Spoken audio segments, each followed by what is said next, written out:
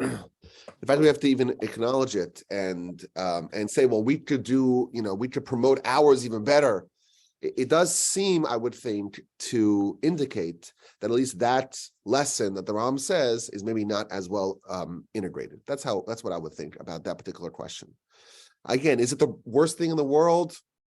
It's lights, it's Hanukkah stuff. He's definitely not trying to promote, the non-Jewish religion. Obviously, it's not the worst thing in the world, but I feel like if you have to play catch up, or if you have to somehow say, well, we could do it even better, or you say, well, we could do our version, it does seem to me, the way I feel, I don't think it's so much of a law thing per se.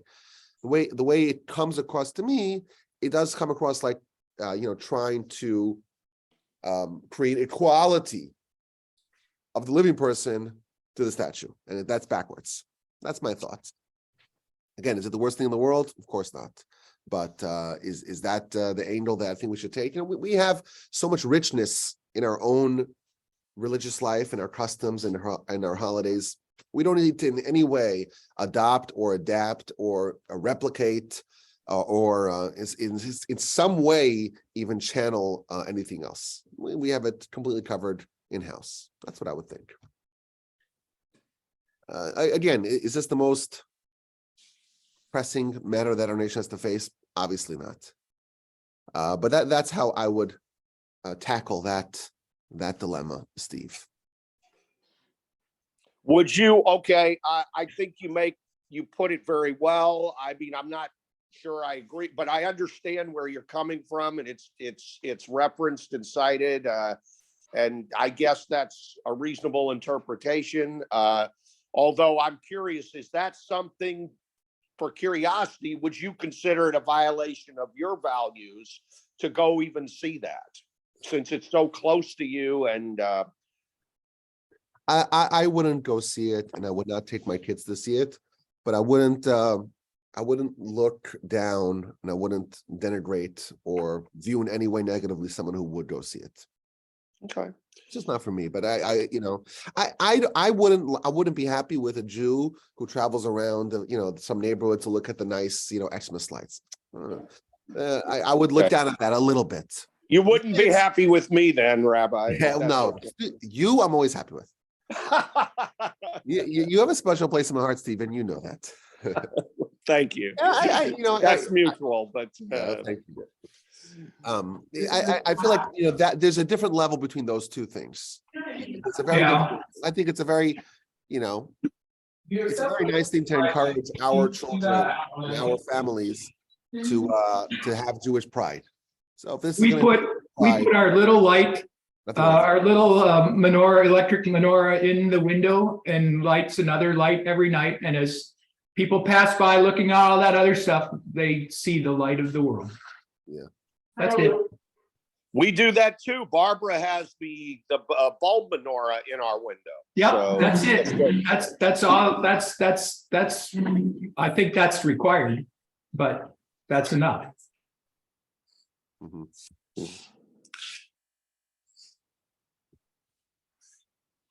Rabbi? Yes, go ahead. On a sadder note, my lifelong friend Antoinette Stewart died yesterday. Oh, I'm so sorry to hear that. She was diagnosed with ALS less than 6 months ago, and she just collapsed in her home. I'm so sorry to hear that. If you wouldn't mind dedicating this class to her memory. Yes, and I always want to mention that Mike's mother, Aurelia Pudlow, also passed away this past week. Oh, so we're going to dedicate our class today in loving memory of both Aurelia, Mike's mom, and your friend. And what's the name again? Antoinette Stewart. Antoinette Stewart. So may both of them have their souls elevated in heaven. And it's great to see Mike here. I understand Mike's in Chicago. Is that right? Yes, that's right. Mike made it to Chicago when they're having a historic blizzard. Yes. And he's there. And from what I heard, your mom was a real remarkable woman. And if she raised someone like you, she must have been. Well, thank you. Thank you for that. Yes. So, and it's great to have you joining us. And we pray that her soul gets elevated.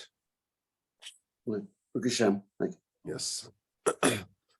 Okay, shall we begin?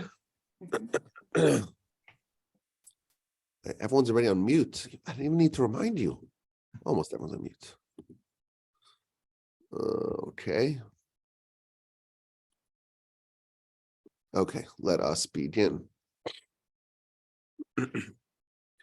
We got a broad introduction to the subject of Messiah last time. We read the Rambam, both in his commentary to Mishnah and in his Mishnah Torah. And he covered the whole subject, or almost the whole subject, or at least all the subjects that we want to address. And as we mentioned last time, we're not going to subsist with just seeing the big picture. We're going to try to understand the details and the specifics, and as we always try to do it as methodically and as precisely as possible. So let's begin right now. We're going to start today, please God, with the subject of the goal of Messiah, the objective of Messiah. And we saw last time already, we'll see more about this today. The purpose of Messiah, it's not the ultimate goal. The ultimate goal is to earn Olam Haba, the world to come. And all the manifold changes and progress and advancements that occur during Messiah and the Messianic era are all there to facilitate a path for Olam Haba. That's the heart of the matter.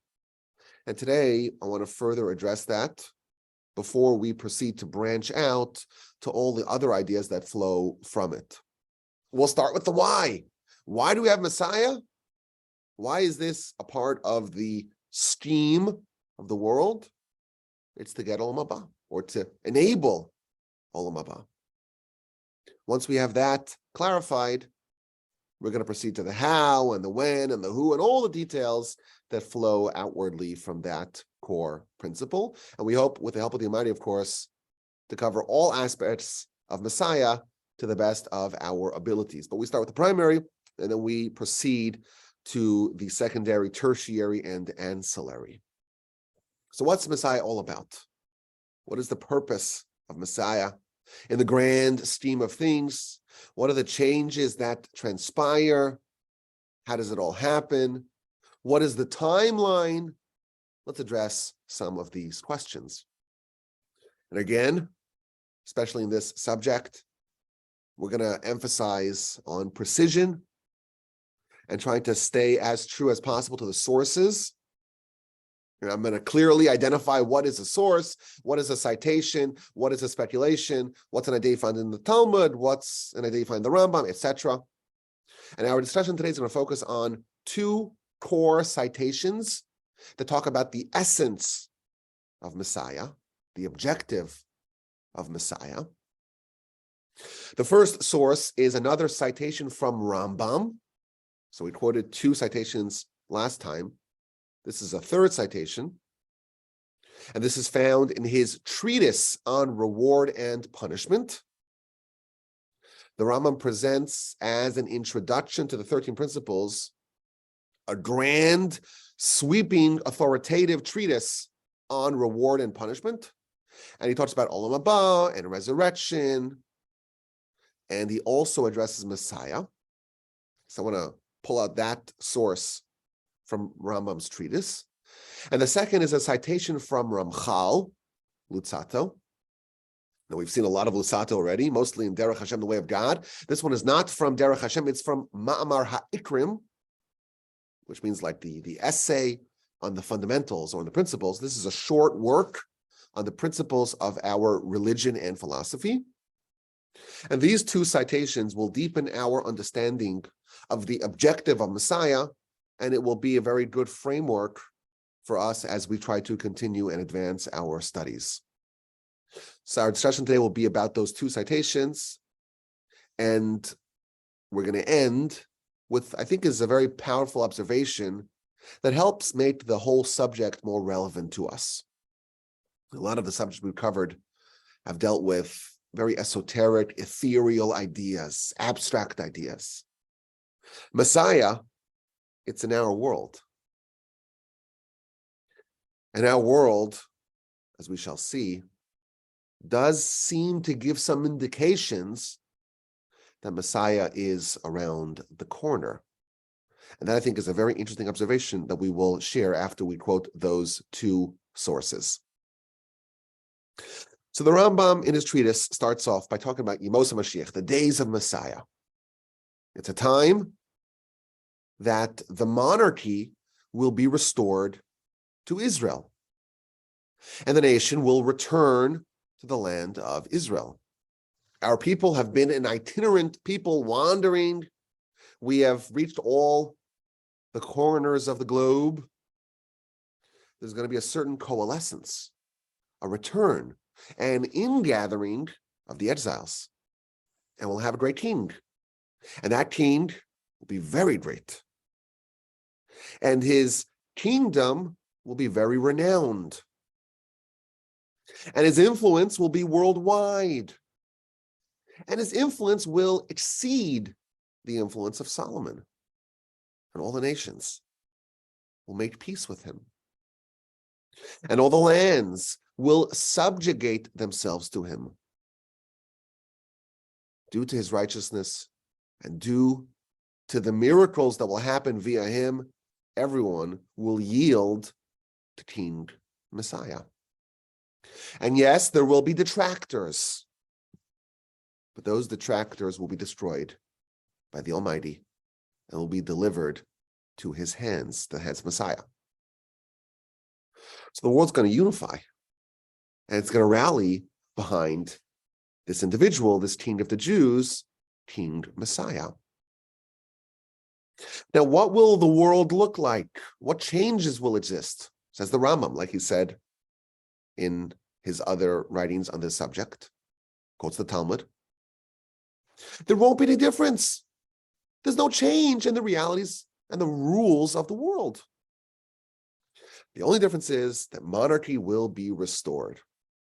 And yes, there will still be inequality. You'll have rich people and poor people, like you have today, like you've always had. There will be strong people, and there will be feeble people. The world as we know it really seems to continue. But in those days, it will be very easy. It will be very easy for people to find their sustenance. With a small amount of work, that will yield tremendous output. It will be a world with the same rules of nature, but it will be a world of abundance. With very minimal effort, a person will be able to achieve a lot. He quotes the Talmud. The Talmud says, in the future, the land of Israel, the land, will sprout loaves of bread. That doesn't mean that the rules of nature are changing. Loaves of bread do not come out of the ground. But this is a way of saying that food will be so abundant and things will be so readily available that it's as if the land sprouts bread. That's the world of Messiah. And there is tremendous benefit for such a time. The benefit is, says Rambam, that we will have a respite from foreign rulers. We won't have, like we have today, and like we've always had, says Rambam, we won't have forces trying to stop us from doing the mitzvos. And thus, mitzvos and wisdom and knowledge of God will increase, and it will fill the land, and it will cover the land.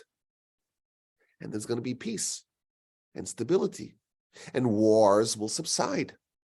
And no nation will lift upon another nation a sword. And thus, great perfection will be available. And through this, we will merit Olam Haba. Again, the Rambam brings us back to our North Star, Mashiach, and the wonderful description. It's not a world that the rules of physics and the laws of nature are changing, but it's a much more improved world. It's an elevated world. It's a spiritual world. All the physical needs are taken care of. All the distractions are put away. And through that, we will merit the light of Olam Haba. And then the Rambam tells us about the dynasty of Messiah. Messiah will die. He's going to be a normal human, like all humans live and die. And his son will succeed him. And he will die as well. And his grandson will succeed him.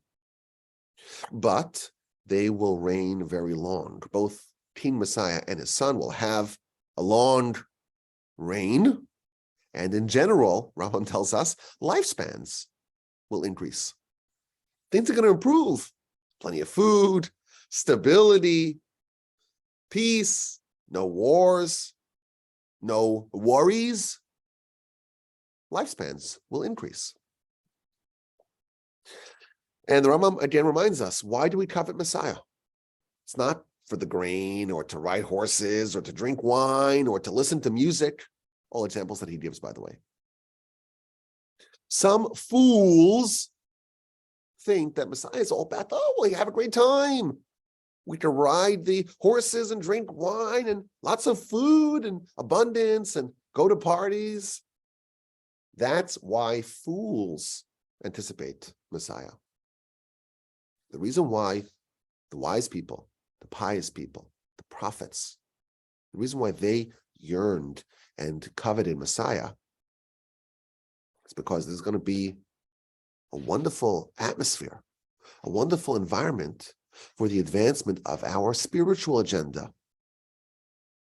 The righteous are going to coalesce, and they'll have the just and wise and good leadership of the king, and he'll be very close to God. And our spiritual agenda will be very easy for us to execute upon. All the mitzvahs of Moshe, our master of blessed memory, will to do it with ease. And there will be universal knowledge of God. Young people, old people, everyone. The Torah will be in their hearts. The stone heart that was there previously will be replaced with a heart of flesh. And all this, again, Rambam emphasizes, all this will enable us to get Olam Haba. This is Rambam. He's describing the world of Messiah as a world with perfectly calibrated conditions for achieving Olam Haba. We'll be able to do mitzvos with ease, and we'll be motivated to do it. We'll have a heart of flesh. Torah will be in our heart. And the conditions will be propitious for that. We'll have Jewish hegemony, a great leader to rally us. Wisdom will increase. The monarchy will be restored. We'll be able to do all the mitzvos. We'll come back to the land. There'll be an ingathering. We won't be disparate and scattered. And this incredible King Messiah, will be so great, even greater than Solomon. And he'll have a huge impact on our nation and on the world. And the world at that time will be one of peace and prosperity, material abundance, like bread sprouting from the ground. Everyone's going to make peace with the Jews. Wars will subside. Lifespans will increase, and there will be universal knowledge of God. And again, the objective of Messiah is to position us to be able to pivot to Olam Haba. That is what Messiah is all about. That's the essence. How exactly it works, that's our next subject. How does all this change happen? What is the mechanism through which this all happens? That's for next time. But let's continue by citing a second citation, a splendid short work on the principles of our faith, authored by Ramchal, again, the author of The Way of God. And this is a wonderful little book, Mamar HaIkrim. It's short chapters, each with a synopsis of major ideas of our philosophy. He has a very neat synopsis on Messiah and what it's supposed to achieve. And of course, he does not disagree with Rambam, but he does expand the subject a little bit to really place the idea of Messiah in the context of creation in general, and to understand how exactly it's all going to work out. What are the various puzzle pieces and the timeline? And he tells us the choicest of humanity is Israel. We're the chosen nation. This is the nation that's destined to cleave to God in ultimate, eternal closeness. Now, of course, that sounds like Olam Haba. He's talking about Messiah. And as it will become clear, he's telling us that the way to achieve the way to achieve Olam Haba is via Messiah. So our nation is supposed to cleave to God in Olam Haba. But we can't just cleave to God in Olam Haba. We have to earn it. The degree of closeness that a person is able to earn in Olam Haba is commensurate to the degree of perfection that the person attains. So if you have perfection, you have closeness. If you don't have perfection, you don't have closeness. And therefore, before Olam Haba can be here, we have to have perfection. And if this nation, this Jewish nation, is supposed to, in its entirety, achieve close connection with God in Olam Haba, well, this nation has to achieve total perfection so that we can earn total closeness in Olam Haba. So again, the Ramchal is echoing the words of Rambam. Messiah is going to create this perfection that will result in the highest level of Olam Haba. And then Ramchal adds another point, which Rambam has not addressed yet. He's asking really a question. If you have someone who achieves Olam Haba on their own, they achieve perfection on their own. How come they can't go to Olam Haba? They have to wait. And they wait, of course, we talked about this in the past. In the world of the souls, it's sometimes called Gan Eden, paradise. There has to be closure to this world before there can be Olam Haba. Even though Olam Haba is a single-player game, so to speak, every person earns the amount of closeness that they have earned in their lifetime. That said, the setting for Olam Haba must be a perfected world. Before the individuals can be rewarded for their righteousness in Olam Haba, the whole nation and really the whole world has to achieve a degree of perfection. So Messiah has to come and perfect the Jewish nation and then perfect the whole world. And that will pave the path for the world to transition to Olam Haba and for the individuals to be rewarded in Olam Haba. Only once the collective is perfected, the world is elevated, only then can we transition to the setting where individuals are rewarded to Olam Haba. This is somewhat of a complicated way of saying we need Messiah to perfect the nation, and that will bring about the perfection of the world, and that can facilitate the change to Olam Haba, where the individuals are each rewarded as per their righteousness. Now, we've been around here, we as in humans, for some time. And we've never reached a world or a situation in the world where the world was perfected. We've done a lot of things. We've experimented with a lot of things, but we've never had a world where the entire world is perfected. Right after Adam shows up, right after creation, it was almost entirely perfect. And Adam doesn't sin. The world just was not perfect. And yes, you have the patriarchs and they achieve incredible heights and they spawn the chosen nation. But even amongst the Jewish people, there was never full perfection. The nation always had some lingering influence of maybe idolatry, maybe other sins. We've yet to have a time where there's total perfection. And therefore, there's an imperative to perfect the nation, because only through that can all of creation, the rest of the world, achieve its perfection. And only once the world is perfected can the world be upgraded to Olam Haba.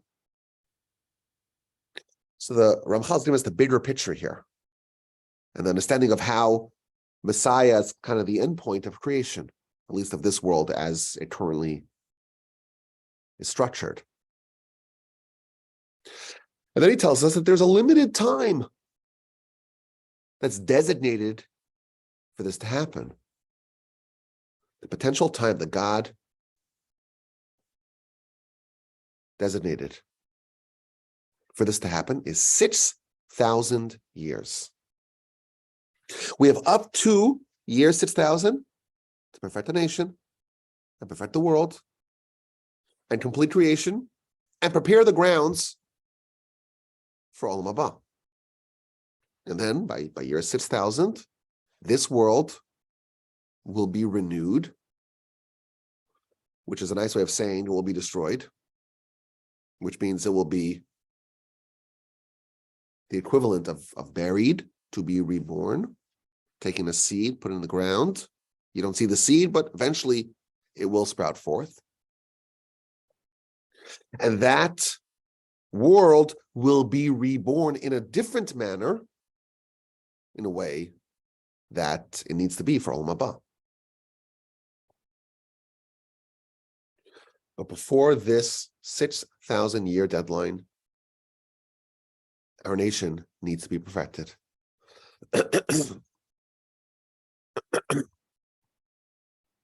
That will facilitate the transition of the world to the eternal world.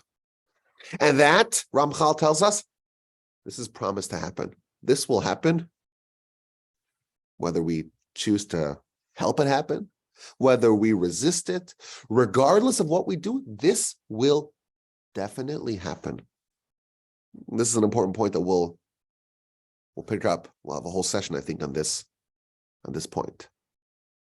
Messiah is guaranteed. It's definitely going to happen. But the nature of how it happens is quite variable, as we shall see. So the world needs to be perfected. The nation needs to be perfected. Only then can the world be transitioned to Olam Haba. And the catalyst for this transformation, says Ramchal, will be a man from the seed of David, who's going to be chosen by God to do this. God's going to select him and help him to succeed. This is Melech HaMashiach, King Messiah. In his time and due to his actions, through him, the nation will be perfected with great perfection. And all of creation will also be perfected. And goodness will increase and evil will be eradicated. And it will be a sublime, utopian time, both physically and spiritually. And he quotes, like the Rambam does, the verse in Ezekiel, the stone heart will transform into a fleshy heart, and the good inclination will be strengthened. And people won't be interested in materiality and physicality. Those things won't excite people so much. Instead, they'll be drawn to Torah and the service of God. And there'll be a virtuous cycle where things will improve. And then people will be drawn to Torah and things will improve even more. There's going to be a cycle here of prosperity and peace, no damage, no loss. And that will inspire people to be even more committed to their spiritual agenda, which will improve things even more until they will arrive at perfection. And once there's perfection, the world can be planted, can be transitioned, can be placed on ice, hibernated for 1,000 years until it is reborn with Olam Haba.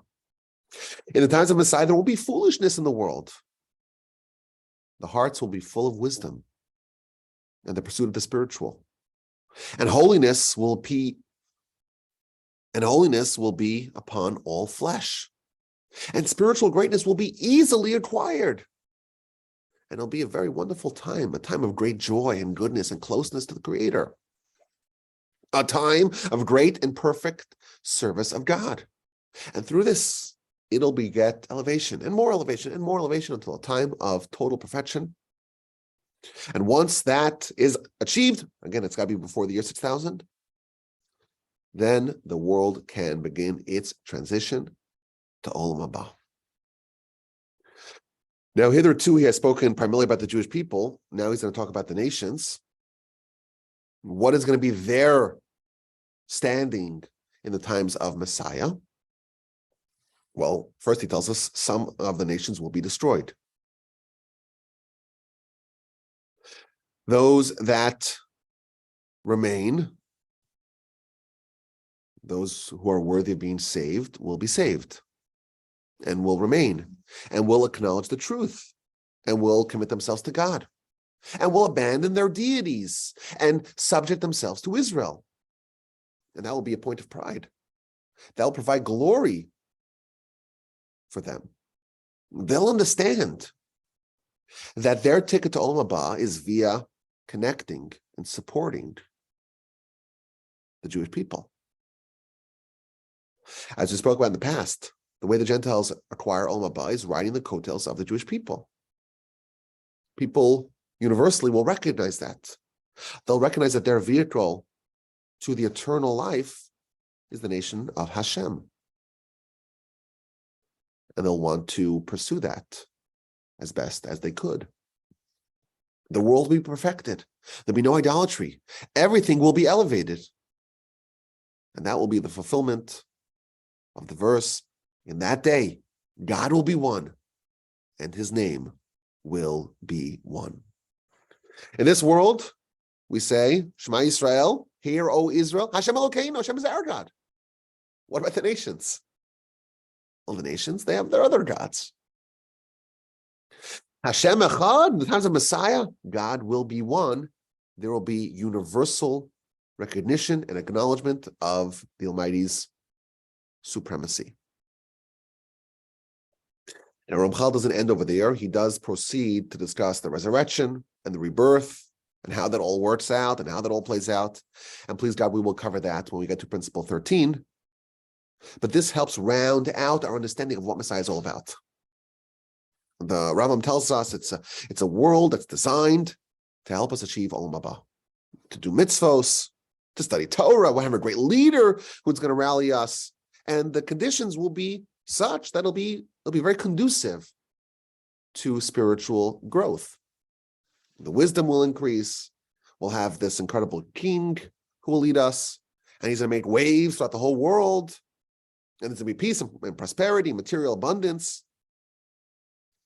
The wars, which are so destructive and distracting, they're going to subside. There's going to be peace. We'll have long lifespans. And we can pursue with full vigor universal knowledge of God, elevation, eradication of evil, and render ourselves worthy of Olam Haba. And the Ramchal gives us some of the context. Our nation will be perfected. The world will be perfected. Before there can be Olam Haba, there has to be perfection in this world. We have to have closure of this world to transition to the next world. We have 6,000 years to do it. Messiah must come before that and do all the work really before that to perfect everyone, perfect the nation, perfect the whole world. And once that's done, the world can begin its transition to Olam Haba. That is the objective of Messiah. Now, I want to share with you an observation that I think makes this whole subject much more real for us. I want to be very careful what I say because the Rambam told us, the Talmud tells us, history tells us, it's not a good idea to make any messianic prognostications. No one knows. What we do know for sure is we're getting close to year 6000. We're not quite there, but we're close, historically within striking distance. But it's also important to realize, Messiah is going to come. Will this be something that happens overnight? A sudden change? Or is it a process that develops gradually over time? Is it gradualism? Is it punctuated equilibrium? This is a really hard question to answer because we have sources that say both answers.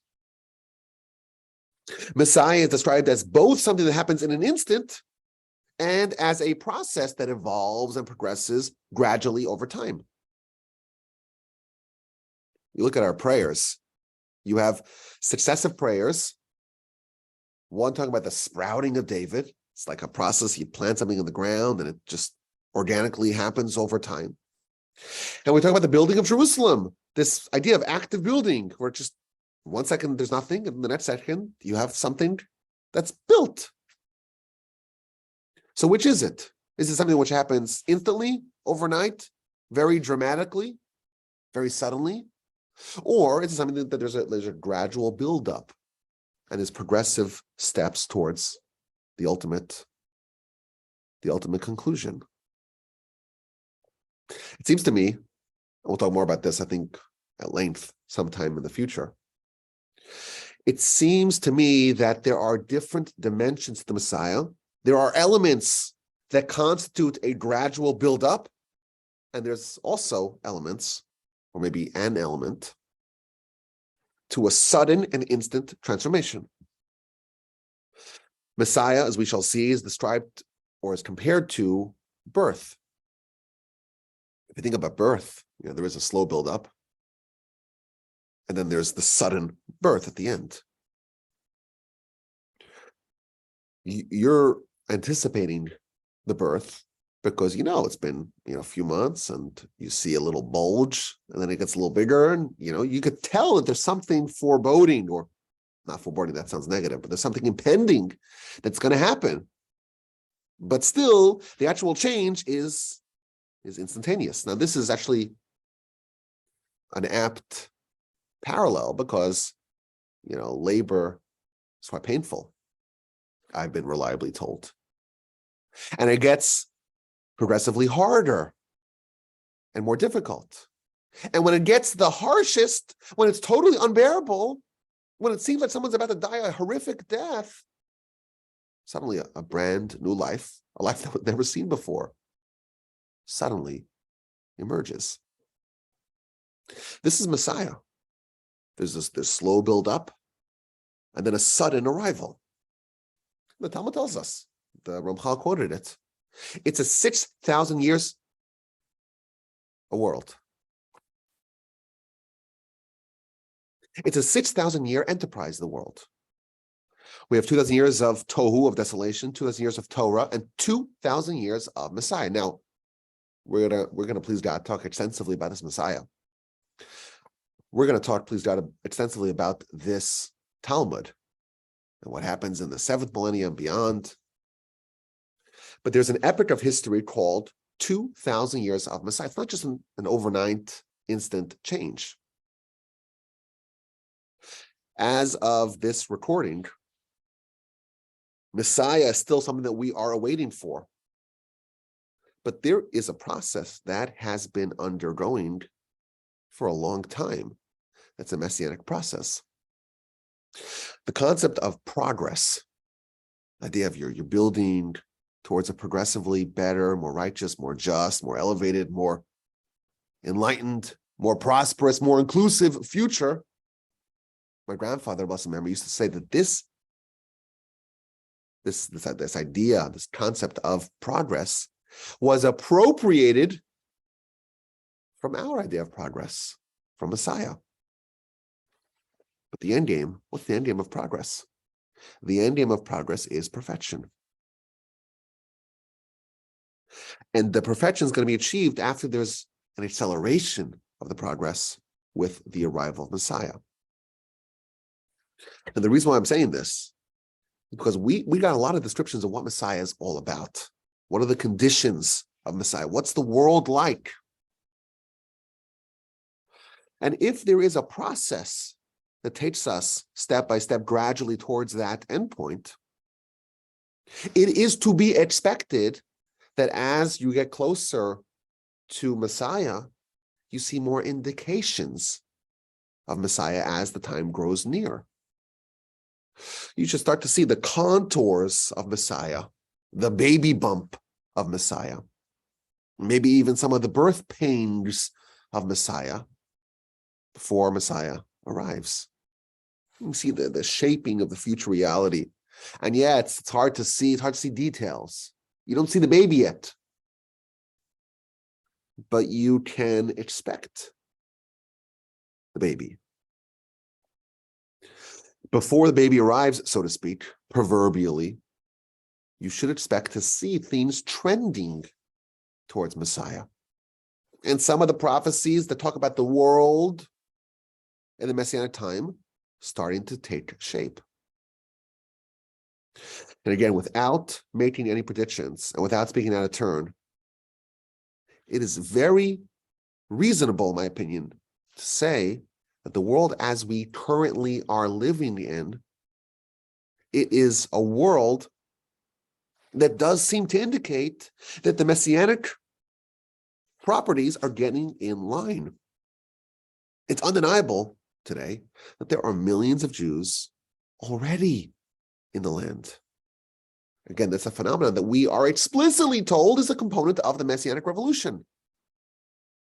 The ingathering of the exiles. But in general, we're living in very unprecedented times. And the Rambam tells us, Messiah, well, the rules of the world are the same rules of nature, the same laws of physics, the same hospitable, for the most part, blue planet, the same bodies, driving cars and taking trains, flying airplanes. No miracles that change the world, that change how the world operates. The only difference is the subjugation to foreign rulers. Meaning that, at least on a basic level, there are more interpretations as we shall yet see. We're not going to be forced to kowtow to foreign powers.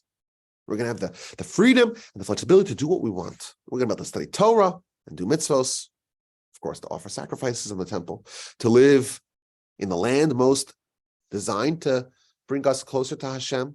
And through that, we can become meritorious to earn Olam Haba, which, of course, we must never forget, that is the world of the ultimate reward. The world of Messiah is the same world that we have today, but there are some differences. Increased lifespan, world peace, Jewish sovereignty in the land, prosperity, a surge in the knowledge of God. But yes, there's no fundamental changes to how the world operates. I think you look at the world today, especially if you have a sense of history, we are living in a world that's very different than what our antecedents lived in. It's the same planet, the same rules of nature, but the kind of life that we live, it's very different. In antiquity, go back 500 years, go back even 200 years, it was common for famine, for hunger to exist. That's the rule historically. To be satiated, that's the exception. People used to barely have enough food to feed their families.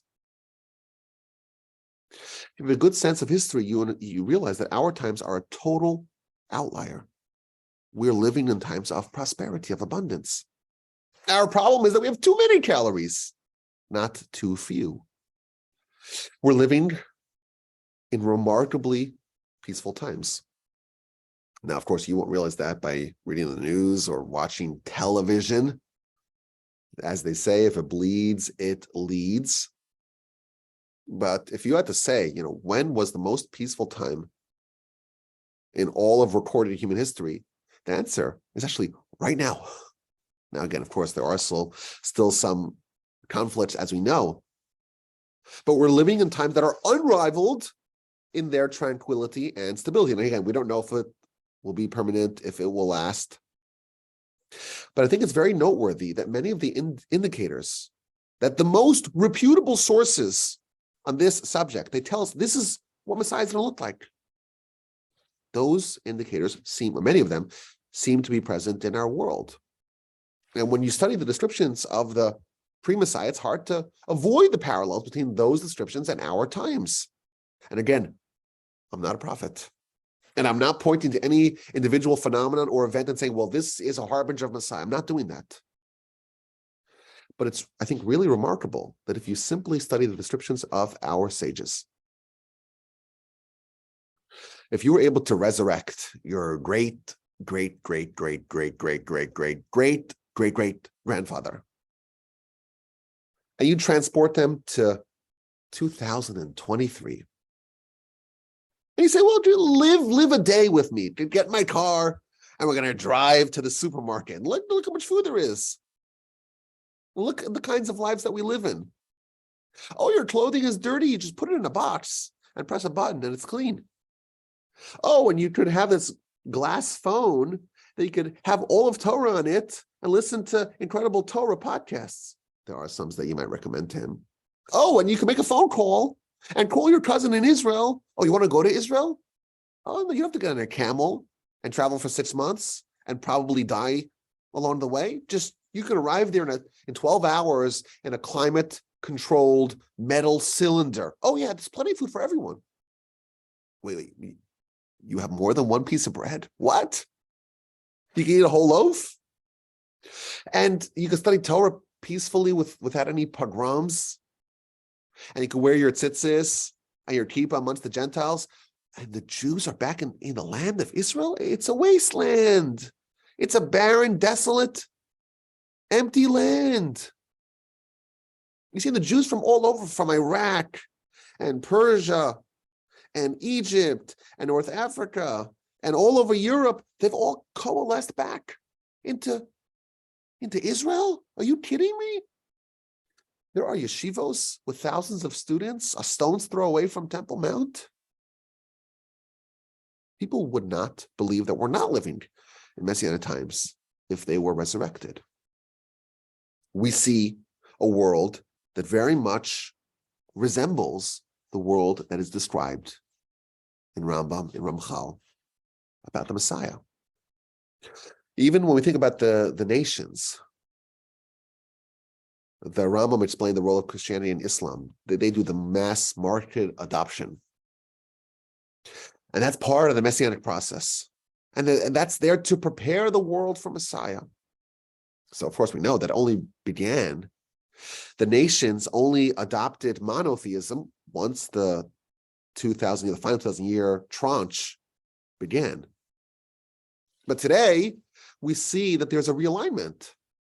The Christians are becoming less religious. And that is something that we ought to expect. Why? Because Messiah's job is to make those minor last-second, final touch-ups to what they believe. And therefore, when we see a certain softening of the Christians in their religious fervor, that's something that you should expect. And then you see the Muslims making peace with Israel, with the Jews. That's something that again, is not my words. That's what's described in the literature. So this is a long way of saying that if we just take what our sages tell us, Messiah, at least on one level, it's a process that takes thousands of years, 2,000 years, until it's completed. And it's a world of material abundance and stability and peace and the ingathering of exiles, even mass media. The sages have told us the reason why there's mass media, it's all for Messiah. Even the announcement of Messiah. It's going to be on the radio, we were told. It's going to be in the newspapers. Today, it's possible for information to spread the world over in one day, even in 1 second. The idea of the world becoming singularly focused and everyone aware of the same information, it's only possible today. And again, this is not me talking, this is our sages have said that the reason why we have all these things, all these advances in technology, because that is going to facilitate the Messiah. This utopian world, a world that is physically and spiritually refined and perfected, we're not there yet. But we are seeing the contours we're seeing the advanced stages. So many of the prophecies have come true, and we're witnesses to it. The largest settlement of Jews in the world is in Israel. Would you believe it? The land, that same land that's been so talked about in the Torah and such an emphasis of our nation for thousands of years, and it was totally empty. During the exile, the land is gafris v'melech, sulfur and salt, completely desolate. It's desert for 2,000 years. And now, as foretold in the Torah, it blooms again. It's blossoming again. A total anomaly of history. And it's evident to all of us today. And it's part of the Messianic prophecies. And again, the Rambam, when he talks about Messiah almost 1,000 years ago, it's hard for us to imagine, how is it possible that there's no miracles, there's no changes to the rules of nature, there's no changes to the laws of physics, yet all these things are happening, and we're actually living in that world. So that's, I think, a very important observation that I think makes this whole subject much more real and tangible for us. I heard from very reputable and universally respected sages who have said, and I'm not saying this because I don't want to make any predictions, but I've heard it from people, Messiah is around the corner. You can hear the footsteps. You can hear the footsteps. This is something which is much more real, or it should be much more real to us than what maybe we had originally thought. We're close to this utopian world, to this world of universal recognition of God. We have a comprehensive description of what the objective of Messiah is. We understand what it looks like, or at least part of it, the essence of it. The next subject I want to ponder, please God, the next opportunity that we get, is going to be the how. How is all this going to happen? What is the mechanism for this to happen? You know, it seems like you can make an argument, well, yeah, the world's advancing and there is prosperity and there is peace and there is abundance, but spiritually the world is devolving. How can we speculate that we are in fact getting closer? That's the next subject that we have to address. What about Messiah orchestrates these incredible changes? What is the mechanism through which this all happens? What is the cause that leads to the effect, that leads to this wonderful virtuous cycle that Ramchal talked about? How does all this change happen? That is our next subject. I'm looking forward to studying it with all of y'all from the Torch Center in Houston, Texas. As always, my email address is Rabbi Wolbe, spelled W-O-L-B, B as in boy, E, @gmail.com. Send me your comments, your questions, and your feedback. Okay. Who wants to go first? Who wants to go first? Jump in. Craig is writing a question in the chat. What is the purpose of the 7,000 year time period? We have to talk about that in its appropriate place, and that's going to be when we talk about the 13th principle, which is the resurrection. So we'll get to it. It's a great question. I have a question. Go ahead. The question is, it seems like everything that you said is very black and white about what the Messiah is going to do and how he's going to look and what that dynamics are going to be. How is it that it got so convoluted from what people think it is now? It's hard for me to answer that question because the human's capacity for foolishness and ignorance can never be underestimated. Never underestimate that. But it seems like it's just basic comprehension. Listen, we're going through the sources, so I don't know why people would think otherwise. That's why we always try to dispel misconceptions by going to the actual sources. We go to the sources, and that helps us see the subject clearly. So I don't know why people went awry. I assume that it's a combination of ignorance and charlatanism. But we go to the sources. What do the sources say? And we work from there. I see 2 more questions here in the chat. What happens during the 1,000-year death destruction that you mentioned? Are we all going to stay dead and buried? That is a question we have to address in the 13th principle. So you have to stick around. It's a cliffhanger. Paul is asking a very good question. Can you use the Jewish calendar? Can the Jewish calendar be used to count the 6,000 years? About 270 years to year 6,000. Yes and no.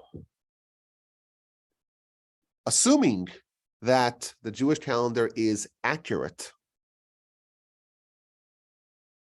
then we have 217 years left. But we don't know if this is actually accurate. It may be much less. There are 160 years that are missing from the calendar. One of the great mysteries of Jewish history. It might be actually a lot less than that. If it's a lot less than that, that may change things. But yes, it's not 500 years. That's for sure. It's not 500 years. It's 200 and something years, or maybe a little less. Yeah, which again does bring this all into perspective. Is it possible it could be more than 217 years, Rabbi? No, it's not possible. I have Is a it question. possible? Oh, I'm sorry. Go ahead. That's okay. Mine was about, you said that the Messiah would die and then his son would take over. And did you mention that he would die and his son would take over as well? Or did I mishear that? Yes. The Rambam says that he will die, meaning this is not a time of life without death. He will die. His son will succeed him. His grandson will succeed him. That's what he tells me. Oh, sorry. Is that Go like a tune almost to like King David? Because you have like David come and then Solomon, and then kind of things deteriorate after Solomon's son. Interesting. You're saying that maybe the idea he only gives us this, three teams. Maybe. That's a very interesting observation that we have, we like Abraham, Isaac, and Jacob. We have this kind of this triality. We have 1, 2, 3, and maybe that's the difference, or maybe he's just saying that the dynasty will continue. So I'm not sure exactly how to interpret that, but he does say explicitly the Rambam does say that Messiah will die and will be replaced by succeeded by his son and his grandson. Yeah, but very interesting observation. Steve, you had another point that you wanted to share. Well, I was just going to ask if, because you made reference to the nations, the Gentile nations, and some of them will be destroyed. Yes. And some of them will obviously, I guess, fulfill the righteous, have a place in the world to come, and all of that. But I'm curious, is it possible? Will the Gentile nations that are destroyed, are those the ones that are going to still be attacking the Jewish nation? And 2, will somebody be destroyed if they do not? I guess maybe I'm analogizing this to some degree with the Christian thing of, if you don't accept Jesus as the Messiah, you're going to suffer eternal damnation. Will there be Gentiles that maybe aren't aggressive but don't accept the Jewish God? Are they punished? Yeah, so he doesn't say in his comment. I read what he wrote. He doesn't address that point, but my instinct tells me is that people have been given the ample opportunity to accept, and if they're going to resist or they're going to fight, they have to actually accept. It means it's not enough for them to be. They cannot be neutral on this subject. They have to accept the Messiah and accept the ideology that he's promoting. So that's what it seems like. We'll talk about this, I think, hopefully in the successive discussions. So we'll get to that.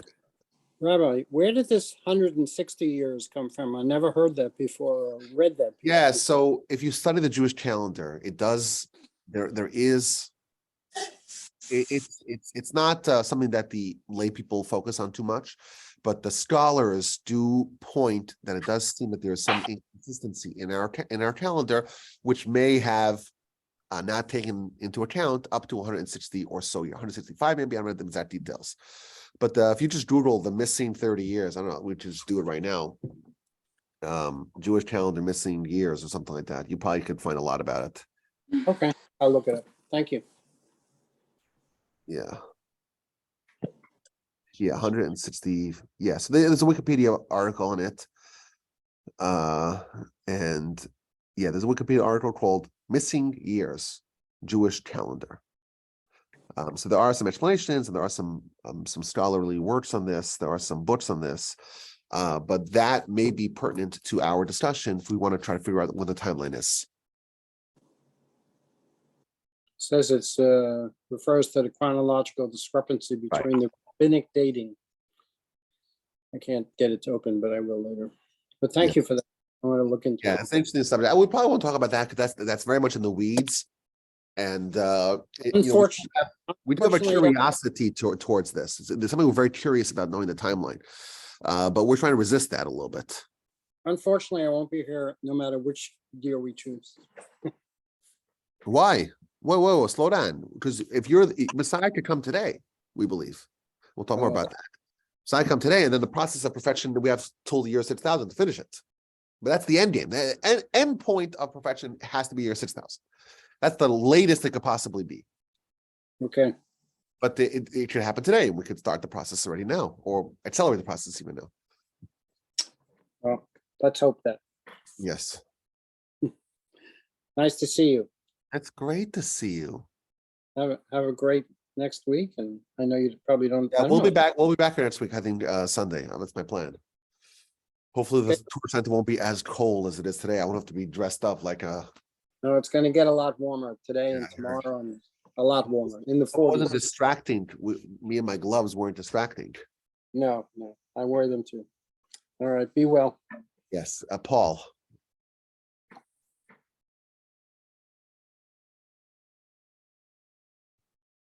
Paul, you're on mute. I think.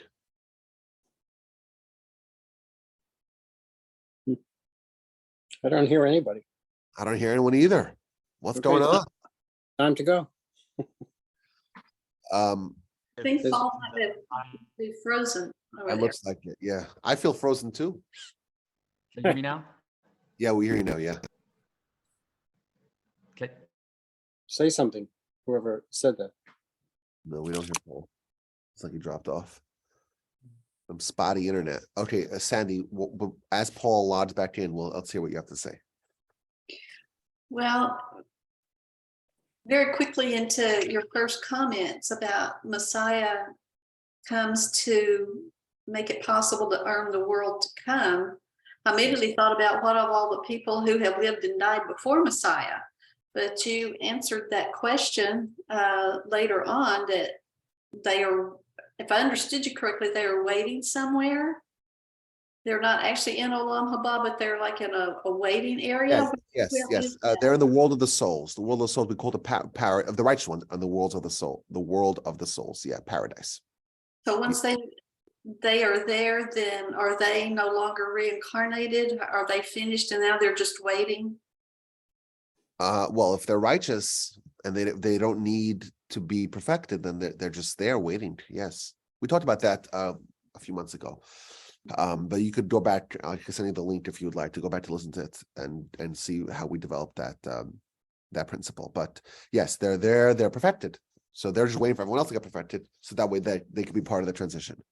And they're in a world which is very reminiscent, very similar to Olam Haba, but it's not quite Olam Haba. That's the way it's defined. The Gan Eden or the world of the souls, paradise. It's a world that's very similar to Olam Haba, but it's not quite Olam Haba. And I didn't quite understand what you were saying about the 1,000 years. Did you say it was like 1,000 years hibernation or death and destruction? I kind of got lost on that. Right. So the world as it currently exists is only going to be around for 6,000 years. Then it's going to be a period of 1,000 years before Olam Haba. Hmm. And that's equivalent of the world dying and being reborn. Just like an individual dies, it's put on the ground, and they're gonna emerge like a plant, like a tree. So the world's gonna have a similar kind of transition where it's going to be put on ice, hibernated, destroyed, however you want to say it. It's going to be not the way it currently exists, and then it's going to be reborn for Olam Haba in a very different way. Okay, so I kind of hesitant about bringing up this, but now you kind of opened the door that I feel a little more confident about asking you this. Makes me think of our portion about, well, I guess it was last week's portion. Joseph, the dreams, he came and prepared. He spent the 5 years preparing, so to speak, for the world to come, the 7 years of famine that was coming. So that almost sounds like the 7 years of famine could be this 1,000 years of hibernation, and all the nations were coming during those 7 years of plenty, where everything was lovely and plentiful, that the nations were coming to him. So it just kind of seemed like maybe that was kind of what you're talking about. Very interesting, especially given, as we shall see, that Joseph does have a lot of messianic undertones. Like we talked about the Messiah ben David, Messiah ben Joseph. We mentioned that briefly, very briefly. But it is clear that the story of Joseph and Judah and Joseph going to prepare the land before the nation comes, it does have messianic undertones. Very, very, very much so. So very interesting way of framing it. Absolutely. Yes. I accept that framing. Again, I didn't see anyone who talks about that as explicitly as you did, but it makes a lot of sense. Now, Paul asked a question in the chat.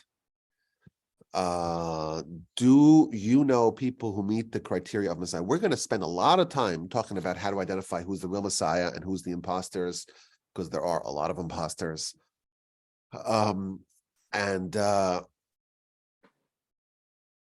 The simple answer is that to be Messiah, you have to be a king. That's a prerequisite. House of David, we'll see more about this, but from the father's side, from David, from the mother's side, from the tribe of Dan. And you have to do a lot of things. And there are stages where we say someone is likely the Messiah, but we don't know for sure. And then when they build a temple and do all this stuff, they finish it, we know for sure.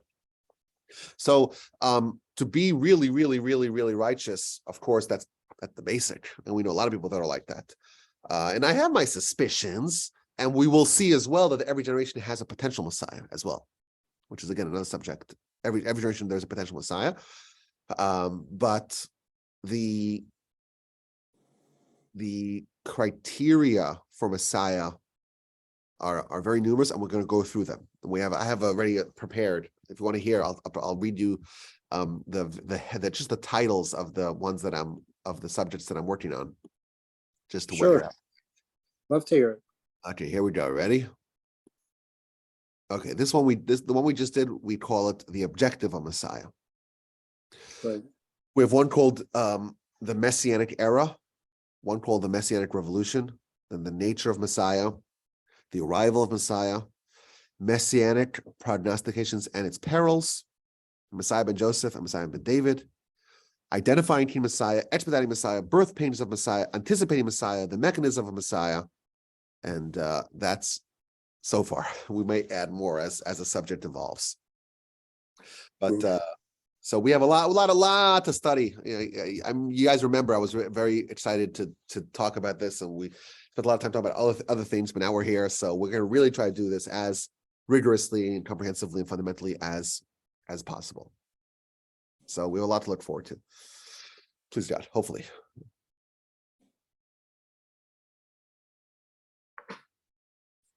We gotta go. Nice to see you, Rabbi. Thank you. Okay, anyone else wants to chime in before we sign off? When are you going to release the first lecture on the Messiah? I want to do it. Maybe today or tonight. Okay. So we'll hopefully release that, because I tell you guys, I have a weird policy? I'll tell it to you because we're friends. Yeah, we do our big fundraiser in February, March. So I like to release a whole battery of podcasts during that week.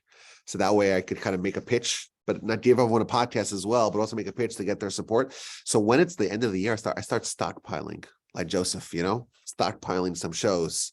So that way, I always have one in the reserve. So there's always, sufficient material. That way I don't have to prepare, I don't have to release and record the day of or the week of, 6 different shows for all the different shows, 6 different podcasts shows. So I always keep one in reserve. Now I have a backup one for this Torah 101. So I'll release the first one. I only have one in the chamber, Okay, everyone. This was fantastic. I enjoyed it. Next week, it's New Year's, but I hope to be here. Thank you all. Everyone's writing such nice stuff in the chat here. Thank you, Steve. Thank you, David. Thank you, Nancy. I'll see everyone, please God, next week. I hope everyone has a wonderful week. And 2022 was amazing.